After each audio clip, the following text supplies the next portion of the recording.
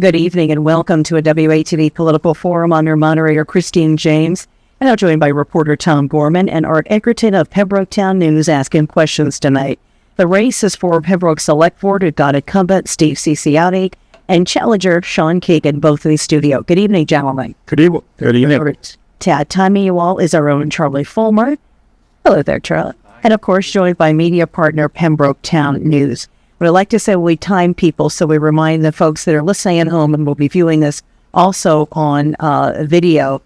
We're very strict about timing. With the cards, green is go, yellow is you've got 10 seconds, red is stop. If you're still talking, you get the 5-second race countdown. If you're still talking, it's the bell. If you're still talking after the bell, Larry, our engineer in there, will cut your mic. So we really try to stick to a tight format.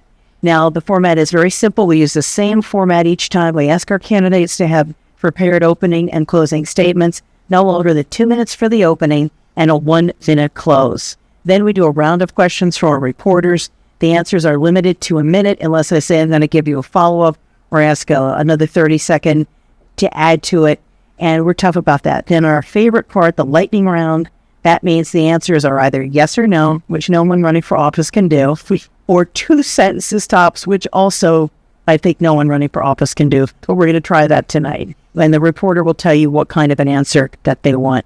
Also, please try and keep your answers to around a minute. If you consistently go over, ramble, or start to repeat yourself, then you get the bell. We chose the opening and closing order of the official WATD stand-in newsroom koozie here.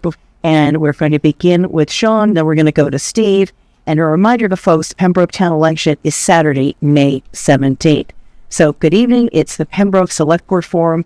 Let's begin with our opening statement. Let's start with Sean Keegan. Good evening. My name is Sean Keegan, and I'm running for the Pembroke Select Board. We have a problem. It's not unique to Pembroke, but over the years, it's gotten worse here. We stopped listening to each other. We've forgotten that we are neighbors and that we all want the same thing, a bright future for our town. Too often, the loudest voice in the room comes from the fringes, pulling us apart instead of bringing us together. But that's not who Pembroke is. Most of us are independents who care deeply about our community, families, our future. I'm running to bring some balance back to the Select Board to help refocus us on what matters. We need leadership that listens, that brings more voices to the table, and that works for the best path forward for our entire town. Not just a few, and not for personal agendas. Pembroke deserves thoughtful, respectful leadership. We deserve leadership that reflects the strength, independence, and spirit of the people who live here.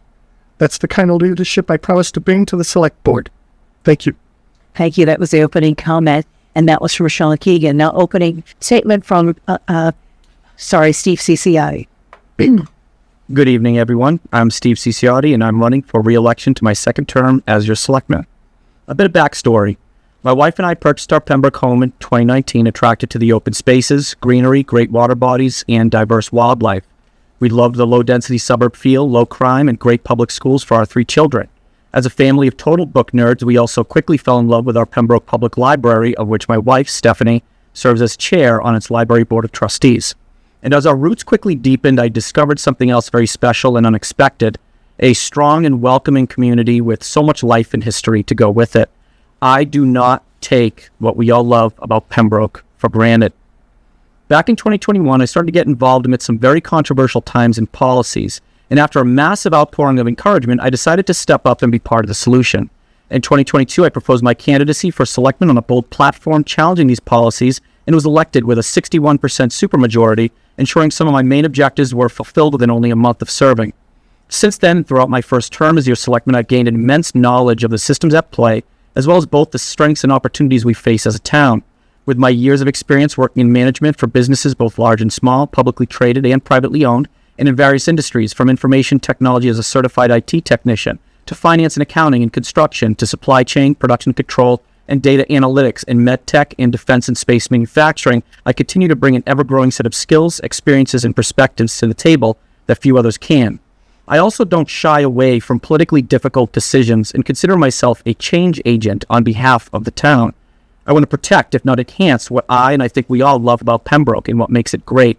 So know that I will continue to be bold and disrupt where necessary, bring diligence and vision to fill the gaps identified, and always be open to discuss or debate with anyone who reaches out in good faith.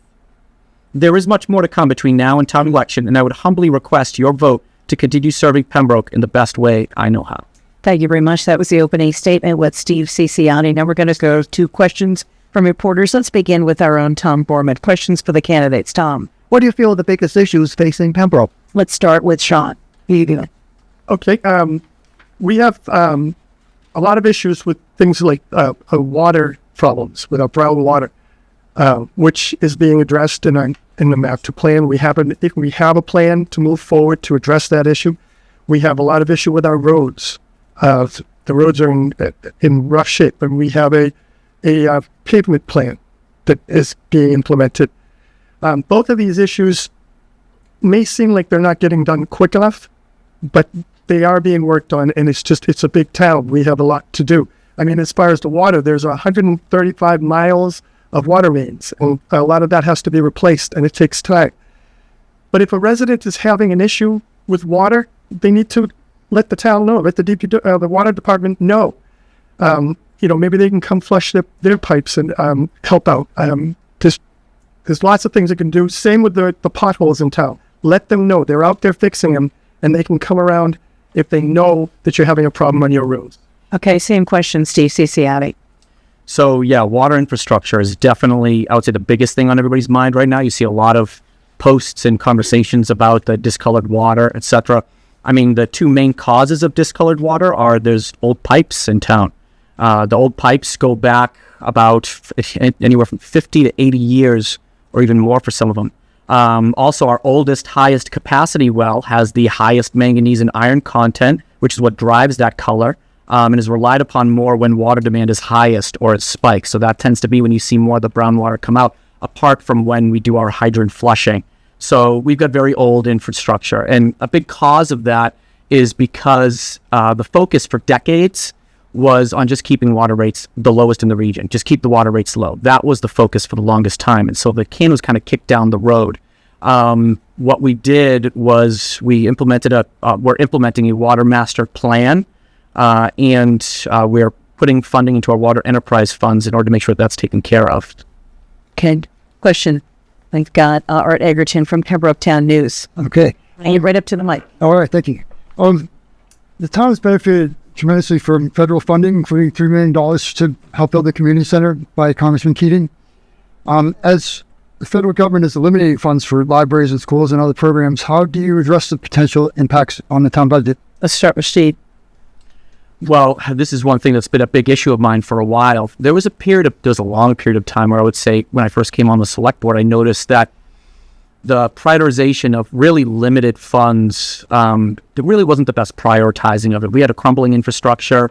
We prioritized maybe our wants over our needs. And so we need to prioritize our needs before our wants, especially our crumbling infrastructure, our water infrastructure, our police and fire station, for example, our roads. And these are things that we've been addressing.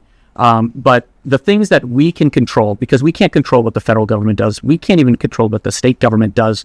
They're not even giving us Chapter 90 or Chapter 70 funding, keeping up with inflation. It's a fraction of that. The priorities are completely disjointed from the towns. So what we can control is make sure that we prioritize things effectively. And that's what we've been doing to make sure that we focus where our needs are before our wants. And when we accomplish our needs, then we move towards our wants. But we also have to maintain some guardrails around needed development in town as well. Controlled development. Same question, Sean. Well, Steve's right. We need to prioritize, and I think the town does a pretty good job of that. We run a pretty thin, pretty tight budget.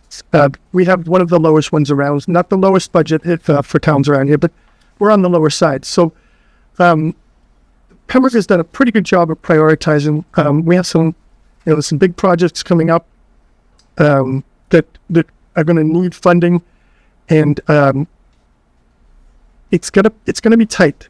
But we have a very good town manager who works very well with the select board, and I believe that Pembroke is on the right track and that we will keep everything balanced and moving forward.